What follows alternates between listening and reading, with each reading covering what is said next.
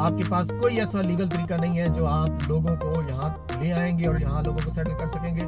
सिवाय उसके कि आप 2 नंबरी करेंगे, उनके डॉक्यूमेंट्स को फोर्ज करेंगे, मैलिफाइड करेंगे, हर किस्म की 2 नंबरी आप करेंगे और उनके डॉक्यूमेंट्स में लगाएंगे तो वो उनके लिए यूजफुल नहीं होगी। और अगर आप ये तरीका आजमाना चाहते हैं और लोगों को फ्रॉड के जरिए लेके आना चाहते हैं, तो वो तमाम व्यूअर्स जो मेरी बात सुन रहे हैं, आप अगर फ्रॉड के जरिए कनाडा आ जाएंगे